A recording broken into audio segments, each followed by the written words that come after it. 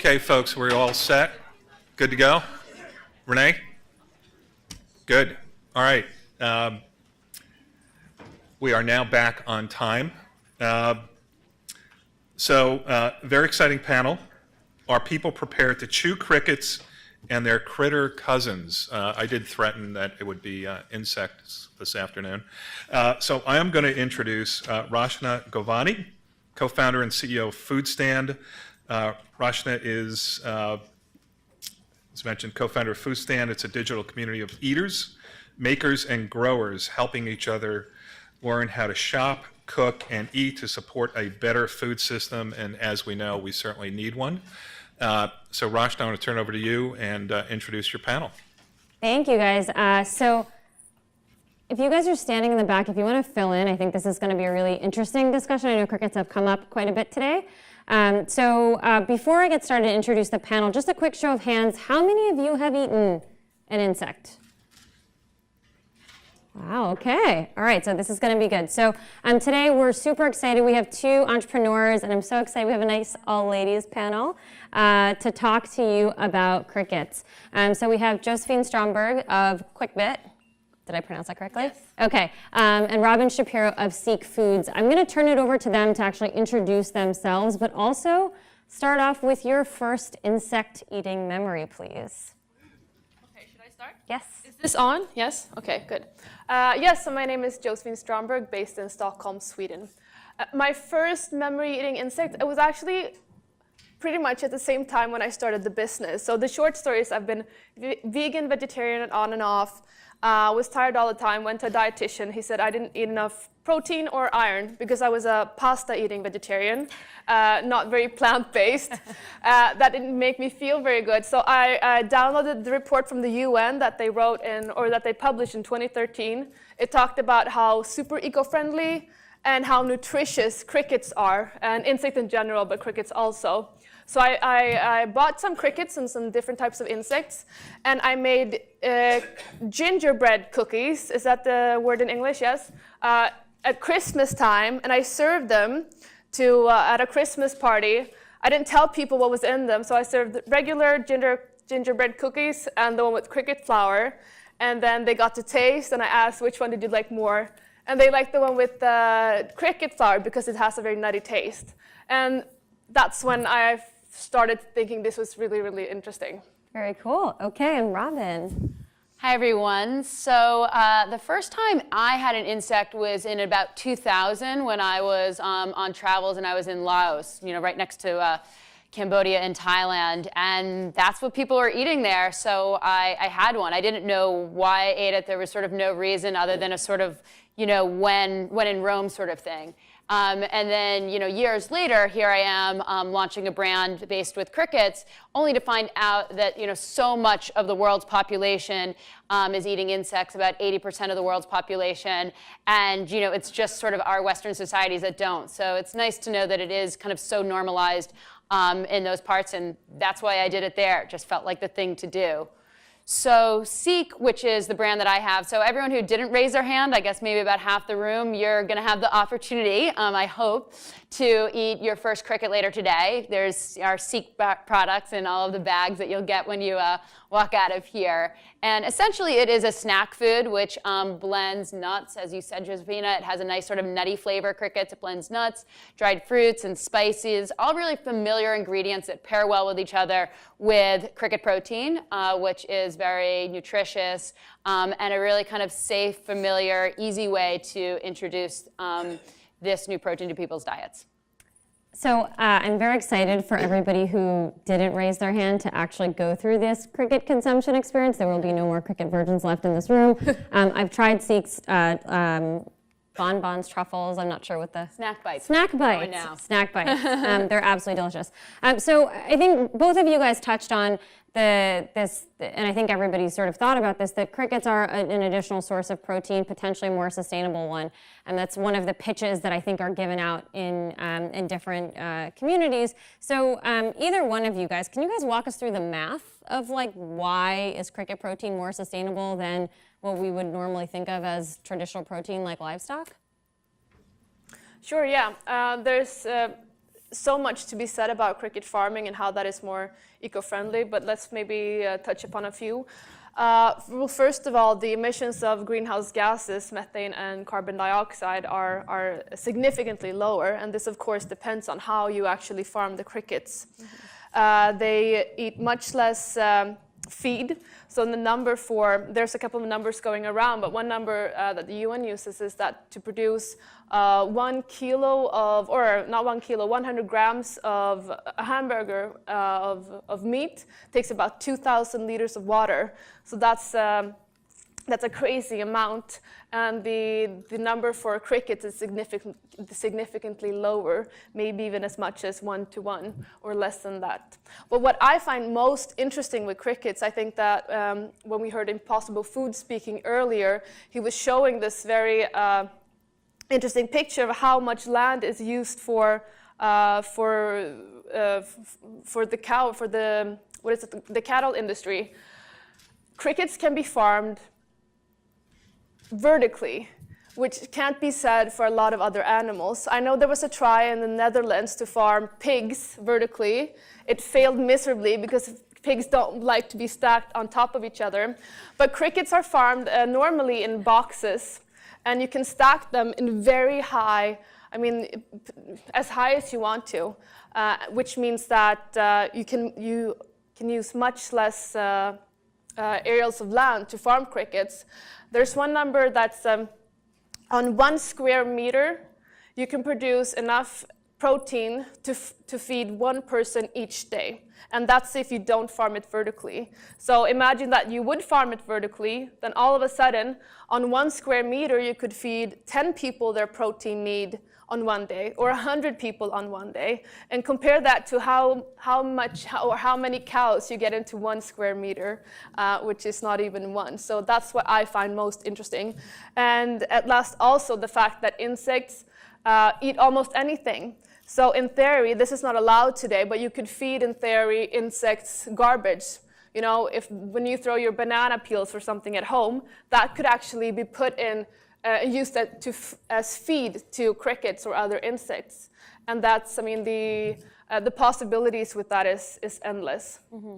Yeah, and then just to add in some other things and just carry on from what you were last saying, crickets also and other insects take different flavors well. So you could feed them food scraps, which is very sustainable, but then from a culinary standpoint, what food scraps are going to be the tastiest?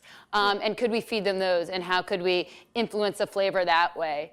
But essentially, the numbers for why we should be eating insects are very convincing. It's less land, less water, almost rarely any water, and less feed. Here in the US, about 70% of our farmland is going to raising meat. Not just the animals, but also the food grown to feed the animals. And with our populations growing, these numbers just won't sort of match. In America, we are the biggest sort of meat consumers per capita. I read that we the average eat about 175 pounds of meat a year. And we need to sort of change the equations with growing populations. I think there's also an exciting opportunity as more people are going to be living in urban environments. How can we be raising insects more in urban environments? I know right now where I am getting my crickets from are not in New York City or state. There is no one that I know. I was sort of consulting on one project, but no one is doing the farming here. So I think we'll start to see kind of how the local food movement as well can attach to the insect movement. Yeah, so there's a ton of opportunity, I think, on a lot of fronts, as you guys have mentioned, and we have two entrepreneurs sitting here, so I want to give you guys a chance to talk about the products that you've designed. And I think that my bigger question as we think about this new source of protein is what does it turn into, right? So the examples that you guys gave, cookies and snack bites, right? There's also bars on the market. Is that the main or best entry point for entrepreneurs to think about introducing cricket, or are there others? How did you guys decide that this was going to be your entry point? Why don't you start? Sure. Well, having a single product is not enough. As we are trying to normalize the act of eating insects, I think we need to do a lot of different things. So the product that we have that we're selling is a product that you all try today. It's meant to be something that you can eat on your own. I wanted to make it as easy as possible. So even though I've cooked, crackers and pastas and breads with crickets, I said to myself, well, if I come out with a cricket pasta, are people going to wonder if it's better with like a tomato sauce or like a bolognese or like an Alfredo? Like, I want to remove any of those questions. Same thing with a cracker. People are going to be like, what's the best kind of spread to put on here? So the snack bites are something which are really familiar, are self-contained, you can eat at any time, and it's going to taste very familiar. But in addition to this, I think it's very important to support the education behind it. So I've done education with kids. That's really exciting. And for kids, I have, there's a couple of organizations that I've worked with, but I set up an insect ice cream sundae station. So even though I'm not here trying to promote insect ice cream or insect candy, I've used that as an entry point, and I've cooked with I've had like dozens of different kind of toppings with insects. I've made like, one of my favorites was these real gummy worms I made, and this just allowed me to have kind of a conversation with kids. And the reason I love food is because food brings people together, and I want to kind of sit around and have this conversation while trying something new and while learning. And with adults as well, I have cook these sort of, gourmet meals where I also incorporate a lot of different insects in a lot of different forms. Sometimes it's very well blended into it, but sometimes it's really out there on display for you. But I wouldn't want to do that and just sort of send someone off to go have a dinner with kind of this silkworm poupées that I'm like flash frying or the hornworms that I'm pairing with sort of mozzarella and tomatoes because they, hang out on tomatoes, so they kind of absorb that flavor. I want to sort of be there to like support the conversation and educate people. So I think the idea of insects is so exciting. There's so many things that you can do with it, and I think it's just not enough to have a single product out there. We've got to support it in a lot of different ways too. Yeah.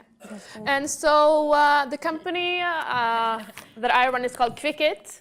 And this is our first product. This is a flour that's made of crickets, 100%, nothing added, nothing removed. I have a couple of bags if anyone wants to try them later, so just first come, first serve. But this is a flour that you can use, of course, in baking. You can try to, it's the gluten-free, so it doesn't work as well to replace normal flour. You need to have something that, binds the bread or whatever you're making. But this is the first product that we chose to launch because it's easy, it's accessible, and we were able to get it out on the market quick. And our idea was just, this was such a new thing, so we just wanted to get a product out on the market and then have a really close communication with people consuming the product. And what we've seen is on the market of insect, there is, like you said, a lot of snack bite bars. We're not really interested in that. There's a couple of companies doing that, and I think they're doing that really fine. But since this is so protein rich, that's a macronutrient, so you don't, if you eat a cookie with a lot of protein, you're still not going to be able to get all of the protein you need that day. So we're more interested in doing the trip that vegetarian food has made. So when the first vegetarian food came, they mimicked different kind of meat foods, like you could buy a vegetarian meatball. And that's boring for some people because they say, okay, well, why not just, not mimic it. But if you're gonna get people to eat something new, if it's new to the eyes, it's new to the taste, and it's new to the mind, it's gonna be much harder than if it looks like a meatball, but it's with cricket flour instead of beef. Mm-hmm. So we're right now developing, and we're gonna be launching 2 new products in the beginning of 2017. One is falafel that's made of cricket flour. I'm really excited because we've been testing recipes for the last 7-8 months, and we finally found one that tastes delicious. The other one is a pancake mix that you just mix with water, whatever you have at home, and then you can make protein pancakes. And this is also because when we started, we thought it was going to be women between the age of like 25 and 40 consuming our products. Who are very into eco-friendly food, because all the polls that asked who's wanting to try insects, the women were much more positive to do so than the men. But 70% of our customers are men, and even more than 70% say that that the customers that are recurring say that they buy our cricket flour constantly because they're interested in a protein source because they work out a lot. So for us, that's really been an important learning, and that then we have to pivot a bit in what we're doing to kind of tend to that interest. So the pancake mix is something that if you're into bodybuilding or working out or whatever, there's a lot of protein pancake mixes on the market. So we're kind of doing that to tend to that part of our customers. And the falafel is more to the people who are buying it and making like a vegetarian, meatballs or whatever at home. So something to tend to that part. So it's going to be really interesting launching these two bit different products, but to see which one is better. And if you're interested in having samples of that also, just come talk to me later and I would love to send you some. Very cool.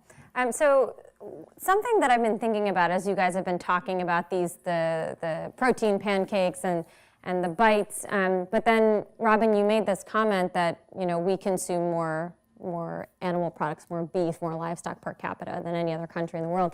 Biting into a steak is not the same thing as biting into a pancake. So do you think that something like cricket flour is really going to displace our desire for animal protein, like eating a steak, eating a chicken sandwich, or is it just going to displace grain? And then are we in a situation where we're just over-consuming protein because that's just what's available now? That's why we're launching a falafel, because right now, of course, you can do your own falafel with this, or you can do your own, vegetarian whatever with this, but it's not vegetarian, but going that way at least. But that's why we have chosen not to go into the snack industry, because there's such a great potential, and I think that's a great way to get people to get people trying it and accepting it and getting it normalized. But in the long run, I really want to produce products that people can replace their meat with. Mm-hmm. And that's what I'm most interested. That's where I see the big impact being, and that's where I see the possibility to really affect this industry. Yeah, and I think the same thing. I think our big competitor is meat out there. People ask me who my competitors are in the insect space, and I see there needs to be lots of people out there coming out with food brands for insects. So I kind of think about the other collaborators in the space, not competitors, and that just also makes it sort of personally fulfilling to be able to work here. But you actually said a point earlier. It's why does food need to be so cheap? Is that sort of the sort of place that we're trying to go to? And I think that I hope. I'm not a vegetarian. I do, strongly support eating less meat, and I think that meat should be more expensive to be equivalent for what it is. I used to live in Geneva, Switzerland for 5 years, and that influenced me a lot about what I'm doing in the food space. And meat there was extremely expensive, extremely high quality, and as such, I didn't eat it that much. So I think that we're going to see insect protein hopefully combating all of the meat consumption here. And there has been a lot of statistics that I've read that support this. I was reading recently about a report that came out that alternative proteins will make up about a third of the protein that we're consuming by 2015. So I guess by that point, if it's a third of our sort of protein consumption, it won't be called alternative anymore. It'll just be other protein options that we have, from algae to insects to bioengineered proteins as well. Can I just add something? Sure. Like this cricket flour, and I'm guessing the cricket flour you use in your snack bites as well. This is 67% protein. So that's a lot more than what you can find if you eat a burger or whatever you're eating. So that also means that you can eat less in total amount, but still get the same amount of protein.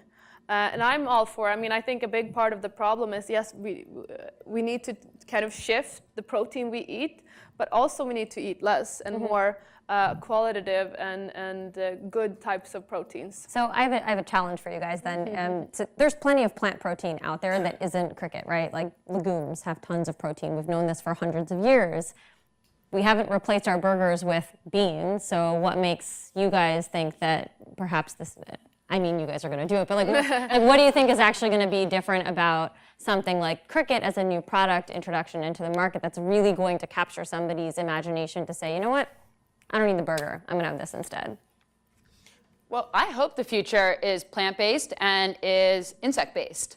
I think that as consumers, we want lots of options. We don't want to just be consuming, protein from sort of plants and legumes and other things.